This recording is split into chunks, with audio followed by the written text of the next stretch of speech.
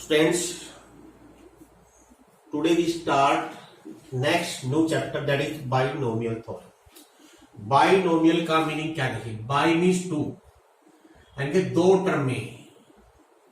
टर्मों के बीच का एक्सप्रेशन, दो वेरिएबल, दो term which are connected by plus और माइनस, जैसे x plus y, 1 minus x, a plus b, चाहे इनकी पावर 3 ले, 2 ले या 1 ले, यानी दो टर्मों के बीच का एक्सप्रेशन, तो उसको बोलते हैं बाइनोमियल थ्योरम। अब बाइनोमियल थ्योरम कैसे बनेगी, कैसे क्रिएट करेंगे? मान लीजिए सबसे पहले आप जानते हो अच्छी तरह से, अगर हम यहां लिखते हैं x प्लस वाई की पावर 0, तो क्या बनेगा? ये ओनली 1। जानते हो आप x प्लस वाई की पावर 1 क्या होता है? x plus y, x plus y का होल स्क्वायर क्या आएगा? x square plus 2xy plus y square. खोल लो आप, यस। क्यूब भी चला हो, आता हो खोलना, क्यूब भी खोल सकते हो आप, पूरा खोल लें। X cube 3x square y plus 3xy square plus y cube. अगर x प्लस वाई की पावर 4 हम खोलना चाहें, डायरेक्टली खोलना चाहें, तो यह आएगा x की power 4x square y, x cube y plus 6x square y square plus 4xy cube plus y की पावर 4। ऐसे ही मान लीजिए आगे चले हम x प्लस वाई की पावर 5 को एक्सपेंड करें, तो ये कंप्लीट क्या आएगा? x की पावर 5x की power 4y 10x cube y square 10x square y cube plus 5xy की पावर 4 प्लस y की पावर 5 एंड सो। ये सभी क्या है? Binomial expansion. x और y दो टर्मों के एक्सप्रेशन है भाई। x और y के बीच में चाहे पावर कितनी भी हो, x और y की टर्म में ही रहेगी, दो वेरिएबल कह लीजिए। अब इस तरह से आप कितनी टर्म में खोल सकते हो सकता है आप 4 तक याद कर ले, 5 तक भी याद कर ले, लेकिन इससे अधिक आ जाए तो ऐसे कैसे याद करोगे? इसका बिल्कुल एक पैटर्न है। अगर ध्यान से देखिए पैटर्न क्या है, सबसे पहले देखिए नंबर ऑफ टर्म कितनी है। अगर 0 इंडेक्स 0 है तो 1 टर्म, 1 है तो 2 टर्म, जिधर लेफ्ट राइट हैंड साइड में। अगर 2 है तो 3 टर्म में बन रही है। 3 है पावर कह लीजिए, ये जो बाइनोमियल एक्सप्रेशन है उसकी डिग्री के अनुसार जितनी डिग्री लेंगे उससे एक अधिक टर्म है। 3 है तो 4, 4 है तो 5, 5 है तो 6 टर्म में बनेगी। तो टर्म तो पता लग जाएगी। मान लो मैं कह दूं x प्लस वाई की पावर 10 कितनी टर्म में आएगी? आप कह दो 11 टर्म में आएगी, यस। लेकिन इसको आगे एक्सपेंड करना हो, कैसे एक्सपेंड करेंगे? उसका भी एक पर्टिकुलर पैटर्न है। देखिए ध्यान से, इस 1 को मैं लिखता हूं, चलो 1 को x की पावर 0 लिख सकते हो सबसे आप, एक ही बात है, x की पावर 0 पर ही होता है। स्टार्टिंग कैसे करनी है? सी है सबसे, तो इसको भूल जाओ, कंफ्यूजन हो जाएगा। हम 1 से स्टार्ट करते हैं। पहले दो चीजें देखिए, जो वेरिएबल है उनकी पावर और उनके कोफिशिएंट। जब हम x प्लस वाई की पावर 1 देखते हैं तो कोफिशिएंट दोनों 1 है और दोनों की पावर भी 1 है। जब हम x प्लस वाई की पावर 2 देखते हैं, जो डिग्री देखिए यहां पर कितनी लीजिए 2। जब डिग्री की बात करेंगे, हम जितने भी वेरिएबल आपस में मल्टीप्लाई है उन सबकी डिग्री का सम होता है। जैसे कहते हैं इस फैक्टर की डिग्री क्या है, तो 2 कहलाएगी। 1 प्लस 1, एक डिग्री इसकी, एक डिग्री इसकी। ऐसे ही इसकी डिग्री क्या है? 2। जैसे क्यूब है, आप इसमें इसी जांच देख लीजिए, डिग्री हमेशा सेम रहेगी हर फैक्टर की।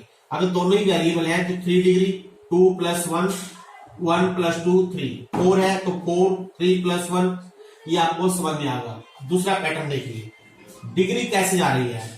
हाईएस्ट डिग्री, जैसे x की डिग्री 1 ले ली, यहाँ x 0 हो गया, y की डिग्री 1, x की डिग्री 2, यहाँ y नहीं है, y की डिग्री 0 मान लीजिए, यहाँ एक x कम हो गया, y बढ़ गया, यानी x की हाईएस्ट शो करनी है। x से मतलब क्या है?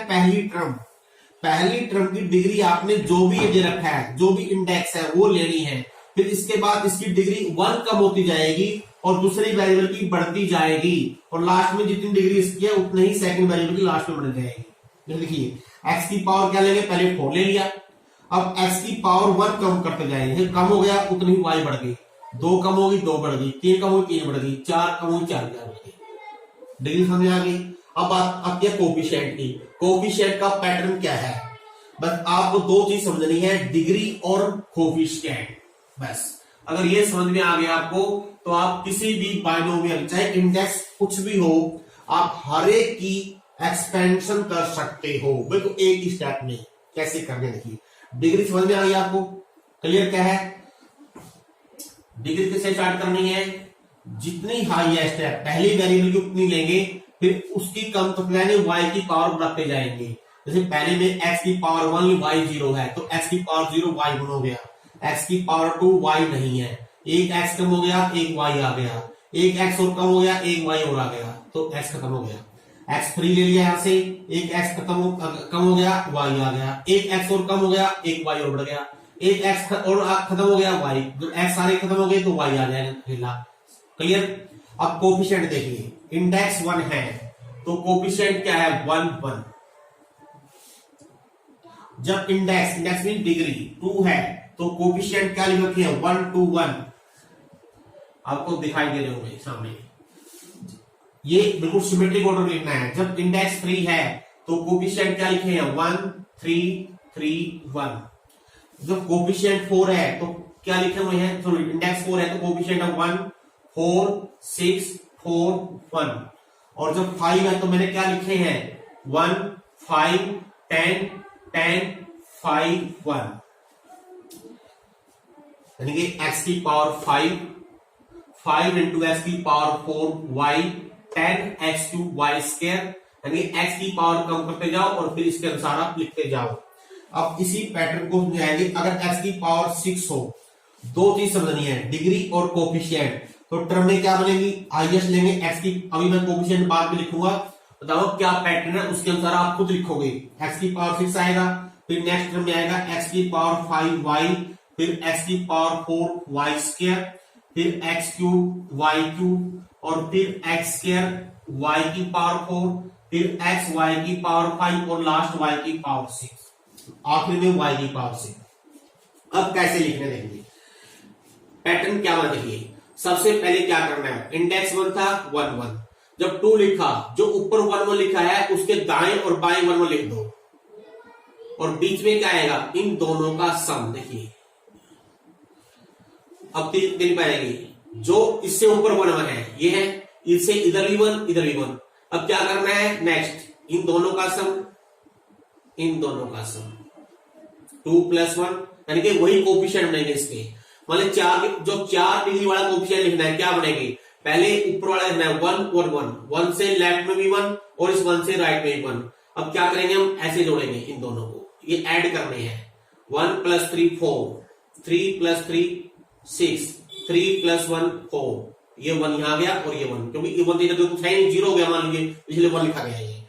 अब इस 1 के लेफ्ट में 1 के राइट में 1, तो 1 + 4 4 + 6 6 + 4 4 + 1, यही कोफिशिएंट बनेंगे किसके, x + y की पावर 5 की।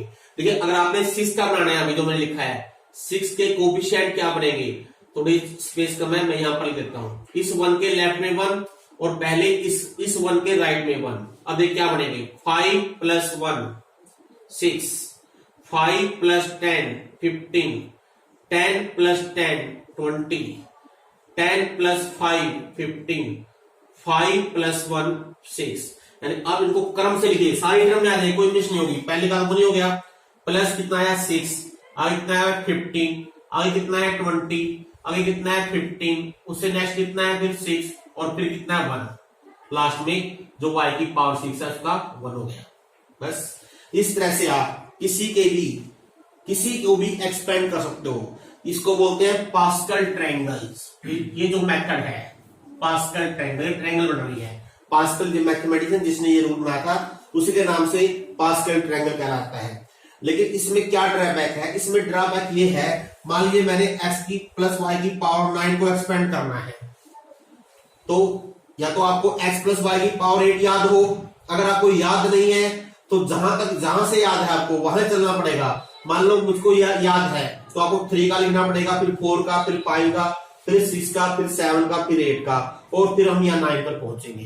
तो it become very lengthy method. तो ये मेथड कभी एप्लीकेबल है बस अगर आपको 3, 4, 5 या 6 तक निकालना हो तो ठीक है, वैल्यू कर सकते हैं। अगर 9 आ जाए, x प्लस वाई की पावर 15 आ जाए, अब x प्लस वाई की पावर 15 के लिए x प्लस वाई की पावर 14 चाहिए पहले, और उससे पहले x प्लस वाई की पावर 13 चाहिए, तो आपको सारे लिख के देखने पड़ेंगे, तभी आप उसको एक्सपेंड कर सकते हो लास्ट वाले को। लेकिन अब करना क्या है, क्या तरीका हो, शॉर्ट तरीका क्या है, उसका हम वही मैथड बनाते हैं। देखिए, आपने कॉम्बिनेशन में एक लेटर सी पढ़ा था, NC0, NC1, NC2, इनकी वैल्यू क्या होती है, NC0 क्या होता है 1, NC1 की वैल्यू n, ये होती है n into n minus 1/2 and so NCn हो जाएगा आपका फिर 1। अब ध्यान दीजिएगा, इसके कोएफिशिएंट ऑफ 1, इसका भी कोएफिशिएंट ऑफ 1, इस 1 को मैं लिख लू 1C0x और इस 1 को लिख लू मैं 1C1y सकता हूं, क्यों, क्योंकि 1C0 भी बनाएगा और 1C1 भी बनाएगा। यस, अब यहां जाइए, यहां इंडेक्स है 2, तो मैं इस जो यहां 1 है इसको लिख दू 2C0, क्योंकि 2C0 की वैल्यू 1 होगी, और इसको लिख देता हूं मैं 2C1 और अगेन लास्ट में बन जाएगा 2C2, क्यों, 2C0 इज 1, 2C1 2 आएगा, 2C2 1 आ जाएगा, चाहे करके देख लेना। ऐसे ही देखिए, इसको 3C0, इसको मैं 3C1, अब इसको लिख लू मैं 3C2 और ये हो जाएगा 3C3। अब समझ में आ गया पैटर्न, बिल्कुल आसान चीज बनेगी। देखिए, यानी 4 है तो बिल्कुल ऑर्डर में बनेंगे, starting 4C0, 4C1, 4C2, 4C3, 4C4, बाकी तुम छेड़ा ही नहीं है हमने, जो पावर का एडिटीज है, एक्स वाई की जो डिटरमिनेंट का एडिटीज है, सिर्फ कोएफिशिएंट लिखने हैं। इसका मीनिंग मान लीजिए मैंने लिखना है x प्लस वाई की पावर 8 लिखना है, मान लीजिए। अब क्या पैटर्न बन गया, क्या लिखेंगे 8C0 x की पावर 8।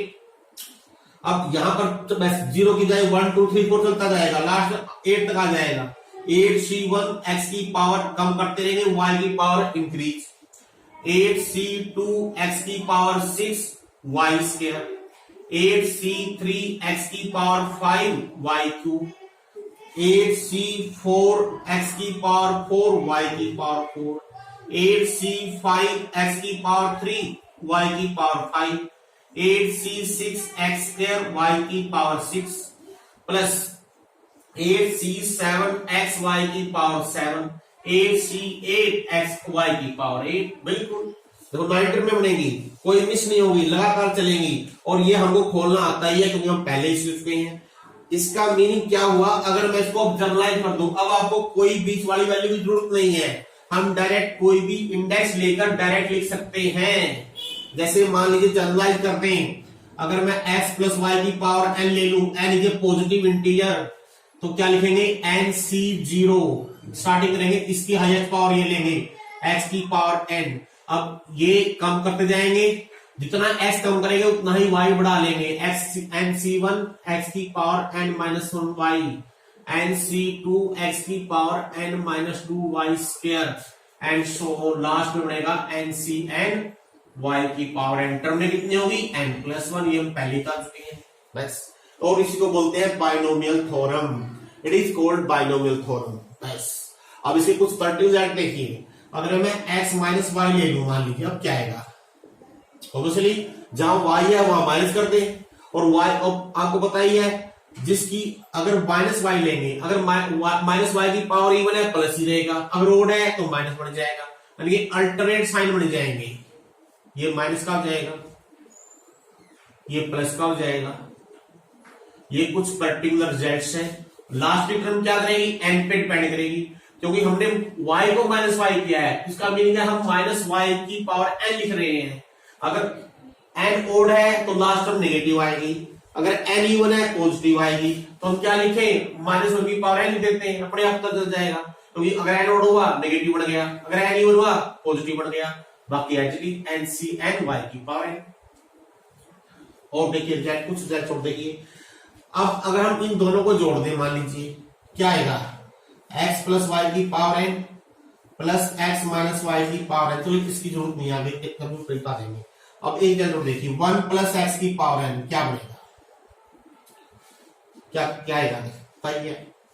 ऊपर देखिए, जो फर्स्ट टर्म है अगर वो x है तो वो x यहां आएगा, सेकंड टर्म बाद में आएगी।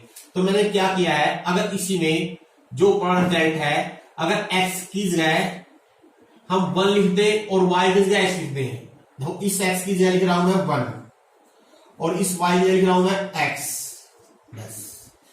तो क्या होगा, 1 की पावर कुछ भी ले वो नहीं लेना है, तो क्या बन गया nc0 nc1y next sorry x, क्यों ये x1 ये yx, nc2 x and so ncn x की पावर n।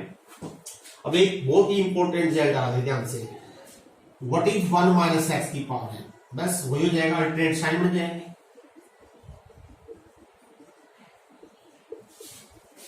-1 की पावर n ncn x की पावर n। अब देखिए, अगर मैं x की वैल्यू 1 रख दूं फर्स्ट, इसमें 1 + 1 क्या हो गया 2 की पावर n।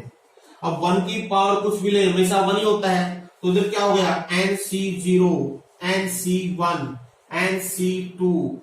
देखिए ये जो nc0 nc1 nc2 ncn इनको बोलते हैं बाइनोमियल कोफिशिएंट, और यहां क्या हो गया सारे बाइनोमियल कोफिशिएंट आ गए, this means sum of all binomial coefficient, sum of all binomial coefficient कितना आ गया 2 की power n। nc0 plus nc1 plus nc2 plus ncn is equal to 2 की पावर n। एक चीज याद कीजिए, देखते हैं कुछ याद आएगा आपको देख के इसको। Use set theory, set theory में एक चीज थी आपको याद नहीं होगी शायद, मैं बताता हूं, नंबर ऑफ सबसेट्स। अगर किसी सेट में n एलिमेंट्स हो तो नंबर ऑफ सबसेट्स कितने होते हैं 2 की पावर n। याद आ गया, और इसी से बनेगा, इसका भी कुछ सोच सकते हो, अगर किसी सेट में n एलिमेंट्स हैं तो सबसेट जो बनेगा वो हम कितने तरीके यूज कर सकते हैं, कितने तरीके यूज करने के, या तो क्या हो नो एलिमेंट, कोई भी एलिमेंट ना हो, एक ही तरीका है nc0 n में से 0 ले लिया, या एक एलिमेंट ले nc1 हो गया, या 2 एलिमेंट ले nc2 हो गया, या 3 एलिमेंट ले nc3 हो गया, या n के n ले ncn हो गया। ये क्या है, these are the number of subsets of n element set, और ये यहां से हम 2 की पावर n पहले से जानते हैं। अब ये दूसरा तरीका है, यानी कि nc0 plus nc1 plus nc2 plus ncn को 2 की पावर n प्रूव करने का, किसके तरीके से, नंबर ऑफ सबसेट के तरीके से, और ये प्रूव हो गया बाइनोमियल थ्योरम के तरीके से भी, sum of all binomial coefficient will be 2 की पावर n। और अगर इसमें हम x का मान 1 रख दें, ध्यान दीजिए, 1 माइनस 1 क्या होगा 0, 0 की पावर 0, इधर क्या हो गया nc0 minus nc1 plus nc2 and so on. अब देखिए ओड और इवन नेगेटिव साइन पर ले जाएं तो 1 वाले आएंगे, 3 वाला आएगा एंड 5 एंड सो ऑन। अब लास्ट टर्म बतानी है क्या बनेगी, वो डिपेंड अपॉन n, अगर n इवन है तो इधर आएगा, अगर n ओड है तो इधर आ जाएगा। ये आधे आधे हो जाएंगे, सिंपल सी भाषा में ये है भी, आधे ये बनेंगे आप ये बनेंगे, सबका सम कितना है 2 की पावर 1, इसका आप कितना हो गया 1/2 की पावर 2n। देखिए अल्टरनेट है ये 1, इसको हम शॉर्ट फॉर्म में ऐसे बोले c1 plus c3 plus c5 and so on, या c0 plus c2 plus c4 and so on. इन सबका जोड़ आपस में बराबर होता है and is equal to half of total sum, total है 2 की पावर n, आप सम हो गया 1/2 2 की पावर n-1। इससे रिलेटेड हम आज 1-2 एग्जाम्पल ही करवा पाएंगे, क्योंकि इसके बाद अगर हम पूरी एक्सरसाइज लेंगे तो आपका टाइम ज्यादा लग जाएगा, वीडियो लेंथी हो जाएगी। चलिए पहले हम 1-2 एग्जाम्पल लेते हैं, और कोई नया एग्जाम्पल आ गया, कोई नई चीज इसमें यूज होगी तब वही बता देंगे आपको। सबसे पहले तो पहला एग्जाम्पल देखना आप लोगों ने, find the number of term in the expansion. Number of term बतानी है, वैसे 3x प्लस 4y की पावर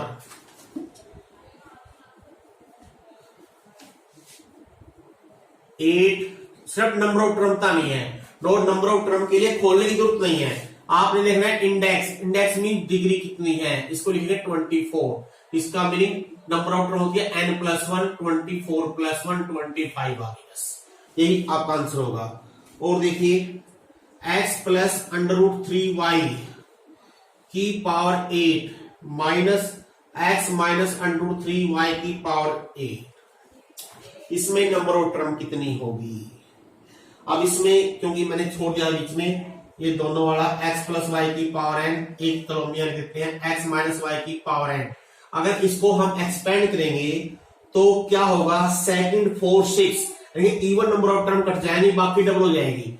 यहां बचेगा nc0, आप उसको करके लिखना अपने यहां बाद में nc2 x की power n minus 2 y square, ऐसे बचेंगे ये आएगा। और अगर हम माइनस का लेंगे तो इसमें क्या बचेगा? और टर्म वाली nc1 x की power n minus 1 into y, nc3 x की power n minus 3 y cube and so. ये आपने ध्यान रखना है। अब इसमें बताना है कितनी टर्में बनेगी आपकी। अब टर्म कैसे बनेगी उसका बिल्कुल सिंपल सा तरीका है।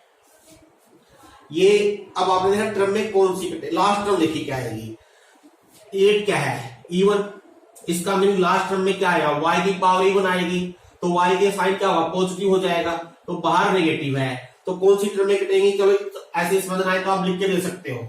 मान लीजिए यहाँ पर 8 लिख दिया मैंने, सपोज कीजिए यहाँ 8 है, यहाँ माइनस है, तो आप अंदाजा लगा लीजिए कौन कौन सी टर्म कटेगी आपकी। 0 2 क्योंकि माइनस कर रहे हैं ये वाला आएगा, 1 3 5 ऐसी टर्में बचेंगी। और लास्ट क्योंकि 8 है तो 7 तक जाएंगी। कौन सी टर्म बची? First term, third term, fifth term, 7 term, यानी 4 टर्में बच गई। सिंपल तरीका समझ गया? समझ क्यों आया? क्योंकि लास्ट टर्म इवन है, वो कट जाएगी, क्योंकि 1 3 5 7 वो बचेंगे। इससे पता चल रहा है 1 3 5 7 वाली बचेंगी, तो 1 3 5 7 वाली बची बनेगी 4 टर्म में, क्योंकि कुल 8 है। 8 mean C0 C2 C1 C2 C3 C4 C5 C8 तक है, तो 0 2 4 तो प्लस वाले में आना है, और 1 3 5 आना है माइनस वाले में, तो 1 3 5 7, क्योंकि 9 तो आना नहीं है, 8 टर्म में बचेंगी। जैसे एक और देखो, इससे आपको पता चल जाएगा। ये देखिए प्लस, तो ये वाला बन गया, तो इसमें कौन सी बचेंगी? C0 C2 C4 C6 C8, clear है? क्योंकि 10 तो आना नहीं है, ऊपर पावर 9 है, तो 1 2 3 4 5, इसी में 5 टर्म बचेंगे। कुल सिंपल तरीका है, आप ऐसे लिख के देख सकते हो। अगर प्लस कर रहे हो तो 0 2 4 6 ऐसे बचेंगी, माइनस कर रहे हो तो 1 3 5 7 8 ऐसे मिलेंगी। अब एक और देखिए x माइनस 2, ये इसमें 3 टर्म में आ गई है। आप सोचोगे आपने तो बाइनोम का है, 3 वेरिएबल आ गए। अब आपने कहा नंबर ऑफ टर्म कैसे है, इसको कैसे लिखना आप लोगों ने? आप इसमें ऐसे कीजिए, इन 2 वेरिएबल को इकट्ठा मान लीजिए।